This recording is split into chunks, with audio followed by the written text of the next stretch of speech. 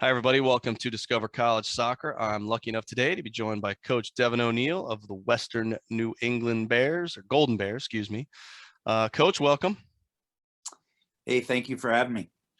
Well, Coach and I just spent a few minutes reminiscing about all of the ways our paths have crossed. The soccer world is small as much as it is big, right? But let's just jump right into it, talk about what's going on at Western New England. Division III school. When do you start really hearing from players or looking at players? Kind of what year in high school are they when your recruiting process really gets going? So our recruiting process is a little bit extended compared to some other schools. Previously, I've worked at some other Division III institutions, Gettysburg College being one of them. And at Gettysburg, we had a firm early decision deadline, which was, was a binding situation. So that would kind of have more of a definitive end to our recruiting cycle. We don't have that here, so it tends to extend out a little bit. In fact, we still have some current seniors making some final decisions. And in the next couple of weeks, we'll probably formally put a stamp on the class in its entirety. So kids for our class will typically start to make some decisions as early as October. That's rare, more than common.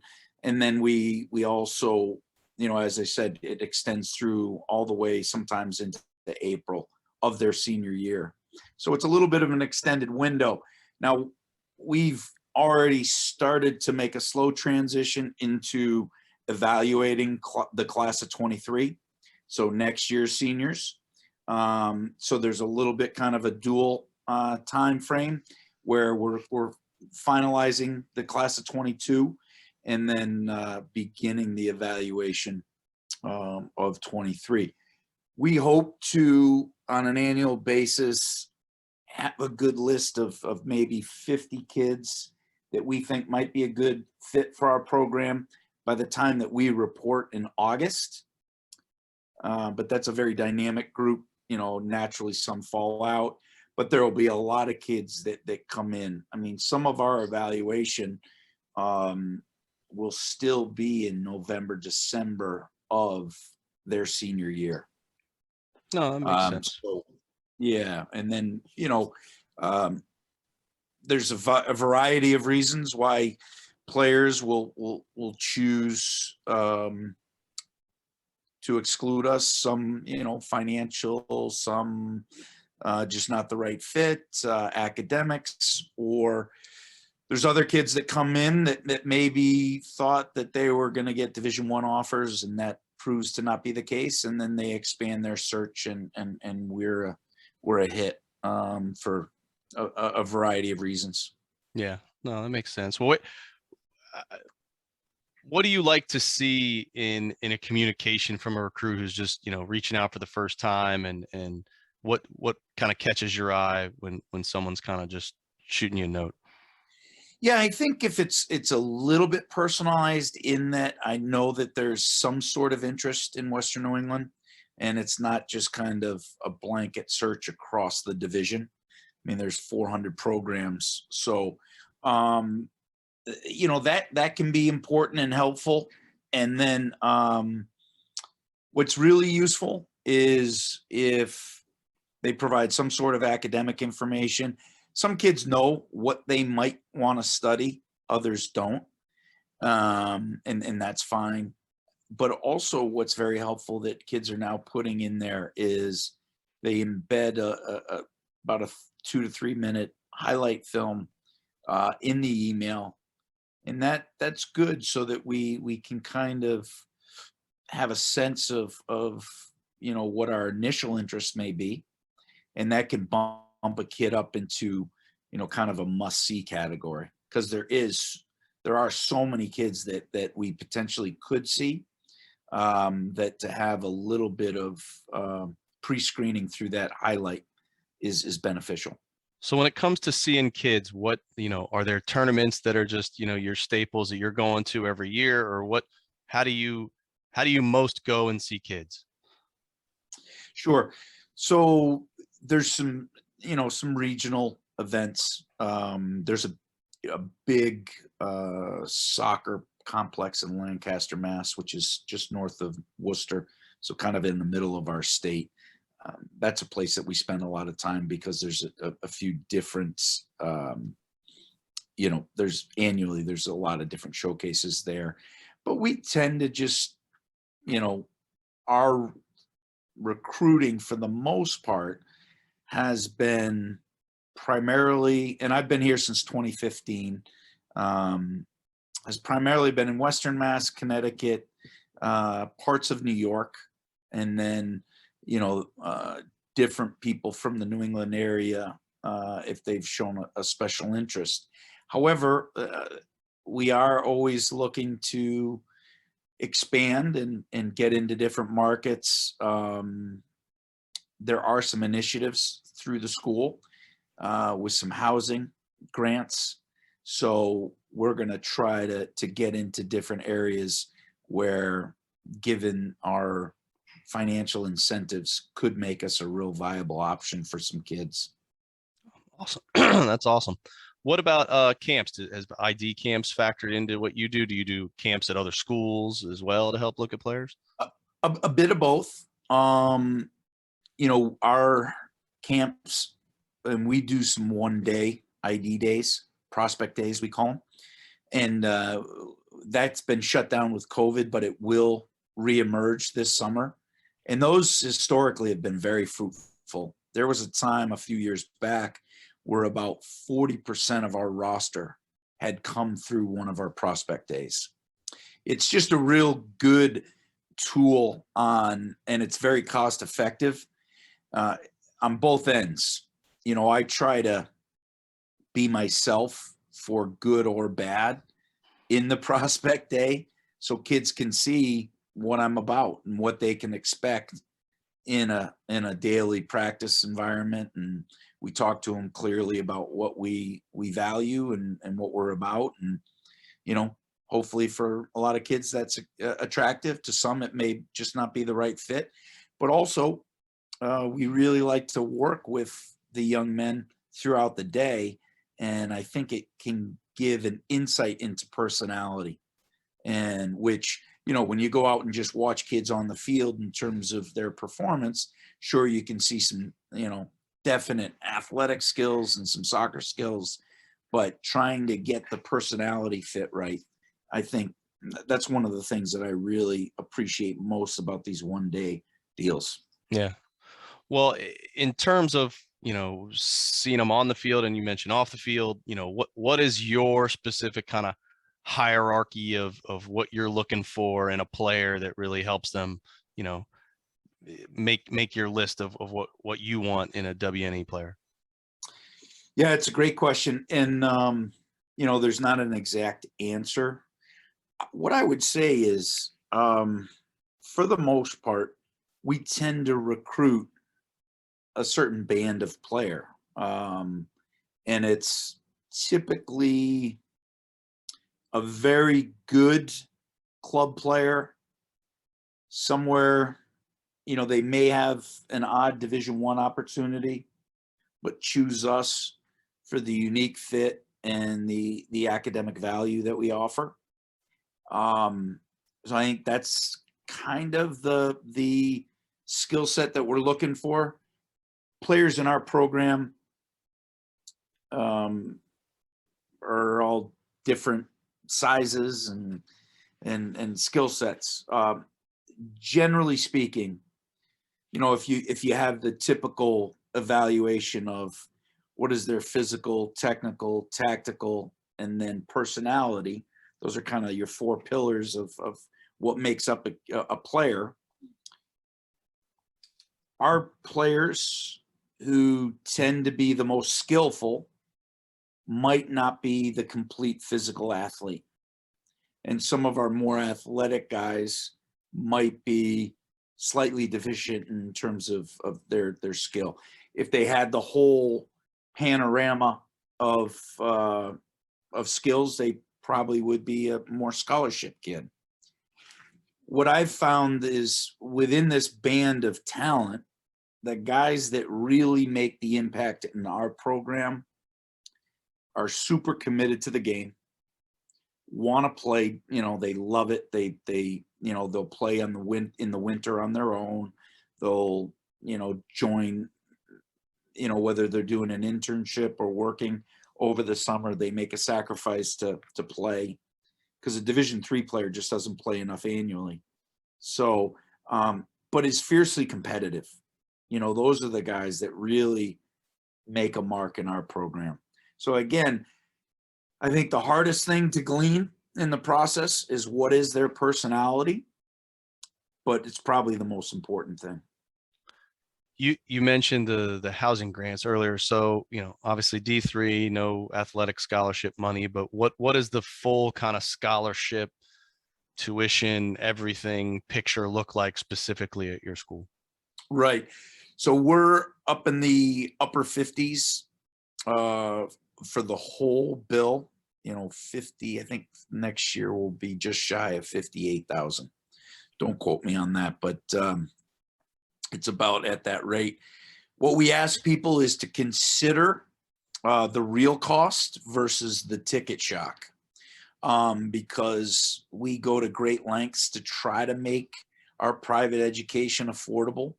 What we talk about is academic value, and we think in our small residential personal approach, there is some real academic value in terms of what our students are offered. So there's a wide range of merit scholarships at the upper end, $22,000-$24,000, given a range of academic ability as demonstrated by GPA and or SAT. It's not exclusively SAT though. We do have SAT optional here as well, and then that can go down. Probably high end is 24, all the way down to about 12,000. So that's the merit aid. Then there is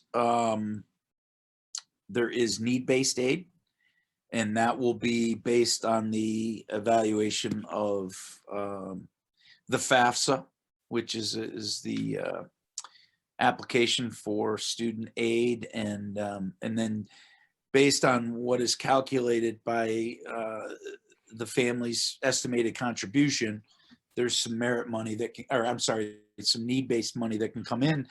And then in conjunction with that, there are some initiatives that are being rolled out to increase our presence in certain areas. For example, Pennsylvania has a housing grant, New Hampshire, Maine, I believe Delaware and Maryland.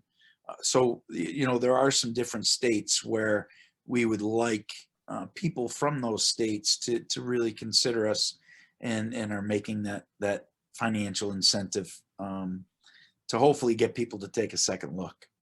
So we probably can't get quite down to some state school costs, but we're close in many areas and in many for many individuals. So again, whether it's our school or other schools, don't get scared initially by what is posted as the total cost, because for many people there's ways to make it more affordable. Yeah, no, that makes sense. Let's talk about the school a little bit more specifically, because obviously some people may not be familiar with Western New England. You're there in Springfield, Mass. So, I can go to the website and click around and learn about the school, but give me the inside scoop. Kind of what are some of the awesome things about your school that I'm not going to find out just by clicking through the website? Great. Yeah, no, it's a wonderful place. I'm a Western Mass native. In fact, we're in a really beautiful part of Springfield called 16 Acres, which we abut Wilbraham, Mass, which is a beautiful kind of foothills area, really pretty landscape. But 16 Acres, interestingly, is where I, as a little kid, played some of my travel soccer. I grew up across the river in West Springfield, and we had good town soccer, but we didn't have travel soccer. And, my father had the foresight to get us involved in travel soccer. And literally, one of the fields that I played on as an 8-year-old is across the street. So it's kind of been cool. Fun for me too is a lot of guys that I grew up with playing are coaching in the area. So I've coached some kids. Some of the guys I grew up with, I've coached their nephews, their sons, and different things. So personally, it's been a lot of fun. The institution, we talk about academic value, and our guys are doing phenomenally well. There's some great majors here. Our College of Engineering is outstanding. We've got a wonderful College of Business, including our sports management degree, which is really unique nationally. We're one of 2 sports management programs that has both a business and a sports management accreditation. That puts us in real rarefied air and opens up the entire sports industry to our alums. Our College of Arts and Scientists has a huge range of offerings. We have a law, College of Law on our campus, and also just a number of different graduate programs, including a 6-year doctoral pharmacy program. We've got an MBA. There's a master's of coaching and sport leadership. So that's an ever-evolving graduate level of study. Many of our players have come through and have been criminal justice majors. They've been interested in either getting into the FBI, CIA, or some into local law enforcement. So there's a whole host of academic offerings. And most importantly, I think the measure of how we're doing is the job placement of our alums. And our most recent data shows us as being the top school in the state of Massachusetts in terms of job placement and number 5 nationally. So, in certain majors, for example, College of Engineering, we're at 100%. Yeah. Every one of our engineers graduates into a job, and the starting salaries are phenomenal. So our guys, as they come through their various degree programs, they can expect to get a good paying job in their field of interest. And it's all credit to the university, the quality of our professors, and our career placement program. I say this to people who visit, and it's absolutely been the truth, because I didn't know a lot about Western New England before I joined in 2015, even though I'm a native, as I mentioned, because from high school on, I was out of the area, and just it's been a long time, and the school has really grown and evolved over the most recent decades. And but there's a great vibe on campus. Our kids love it here. They're happy. It's a really beautiful, closely knit residential community of about 2,400 students, a little bit more if you include the graduate programs. And our guys coming through our program, and those are the people that I interact with the most, so I can speak for them. I really know that they value their academics. They're really appreciative of the work that they're doing in their degrees, and what it means for their prospects as they enter the professional world. And then finally, our alums are really appreciative of what Western New England has done for them and what it has meant to them in their adult and professional careers. Let's talk about what a typical day looks like. So, if we're in season, or kind of go through a week, if you will, from, waking up to going to bed, kind of what it looks like for somebody during the season. Sure. So, and we can talk a little bit out of season as well, if you'd like to, but all the divisions, Division 1, 2, and 3, are going to be more similar to dissimilar in the fall season. Right. What we call our traditional season. The NCAA mandates 1 day off per week. So you're together 6 of 7 days. One of those days will be off. We typically compete twice a week. We try to stagger our games between Tuesdays and Wednesdays in the midweek with academics in mind, so that if you've got some of your games on a Tuesday, some on a Wednesday, you will reduce the amount of missed time within one academic block. Our other games are typically on a Saturday, and then we'll practice 4 days in the remainder of the week, one off day. We try to take the off day on a heavy lab day, again, on a Monday or a Tuesday, with academics in mind. So we'll have a practice on a Sunday after the Saturday game, kind of split squad stuff based on the minutes that guys have logged on the Saturday. One of the things, well, and I should say, the practices are typically between the 4 and 6:30 window. Our engineers and lab heavy guys tend to come a little bit late on a couple days, and some of our business students may have to leave a little bit early on a few days. But one of the things that really kind of makes us a bit unique in terms of other institutions in which I've worked is the locale of all of our opponents. We're spoiled here in New England that there's great programs so close to each other. There's 73 very, very strong teams in the New England region on the men's side. So we can put games together within an hour and a half, very, very easily, and play top teams. So the quality of our schedule is exceptional.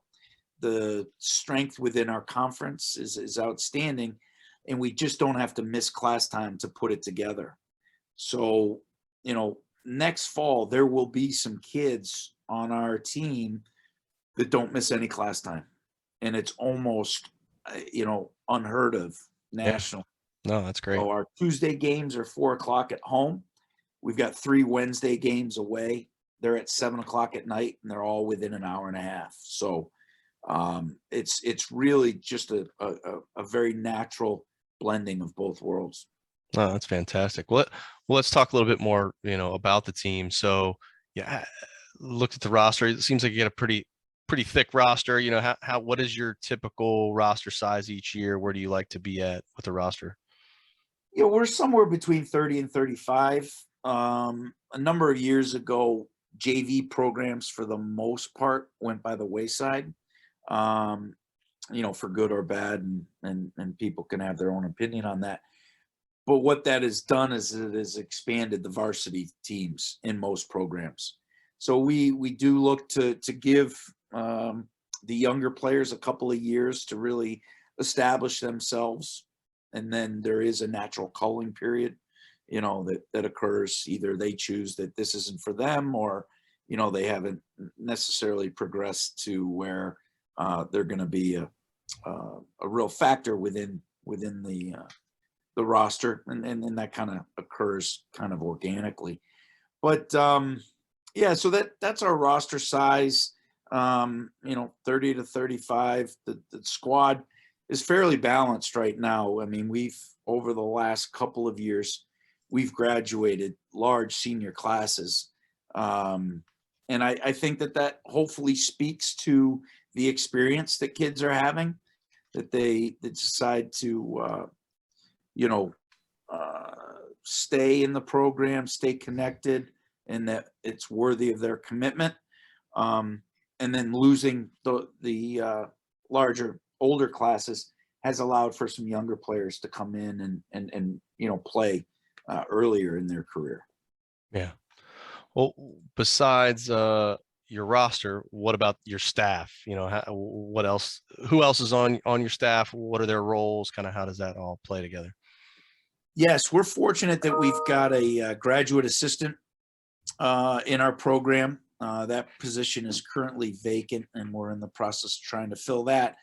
But that is, allows for a secondary full-time person I'm full-time. Our graduate assistant and is in essence, you know, full-time in some regards for 2 years. And then we've got two more local gentlemen that work outside of the university, but are with us fairly regularly, but on a part-time basis.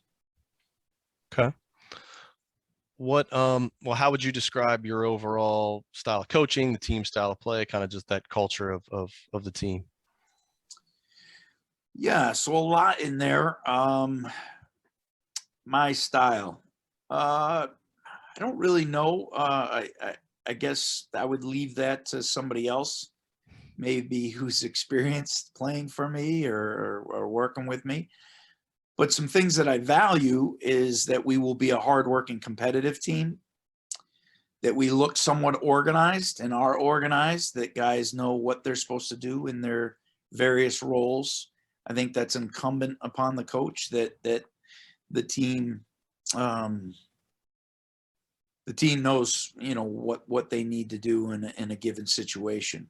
And I want guys to value their participation in the program. I want them to have fun on a daily basis.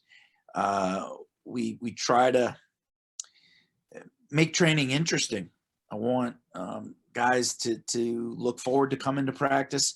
Players want to play, so we try to get our ideas across in a competitive situation, in a game format. Doesn't have to be full-sided by any means, but hopefully in ways that keeps them emotionally and mentally engaged. So we're always trying to, you know, assess our methods and change as we see fit.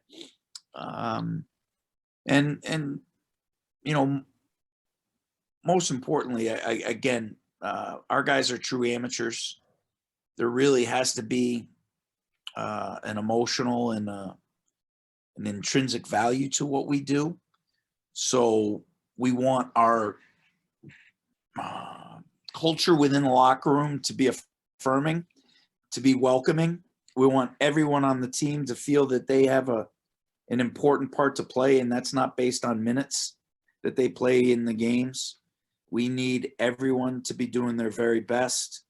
If, you know, the second group doesn't push the first group in practice, the first group won't be prepared to their maximum potential. And so I'm encouraged that I think in our discussions with players and exit interviews for the older guys that they really feel that the players within the program treat each other very, very well. And I think that that's important in terms of having players want to come in and invest in the program. No, that's good. Well, we are, you know, here in April now. So, and you mentioned it a little bit earlier, but what does your off-season program kind of look like? So Division III in the off season is going to be very, very different than Division I and Division II. Sure. Philosophically, the NCAA has really truncated the spring program so that Division III student athletes can come out of their experience with a qualitatively similar experience to the general student population. So what that looks like is possibly playing two sports, could be traveling abroad, it could be being in different committees and organizations, it might be playing, you know, different intramural sports, a wide range of opportunities that won't be discouraged based on our official soccer schedule. So when we come back in the second semester in mid-January, our guys have the opportunity to work out with our strength staff for 3 workouts a week in the strength and conditioning realm. We also ask our guys to do some conditioning on their own to prepare for the spring season, which will be in middle March to end of April. Now, interestingly, Division III players by rule have the opportunity when they're not with us in the spring, they could play in open men's leagues, for example. There's an indoor facility not far from our campus, and some of them will register teams and play with friends and teammates and stuff like that. So that's a neat opportunity. The official spring season is 15 practices, and that's spread out over a 5-week period.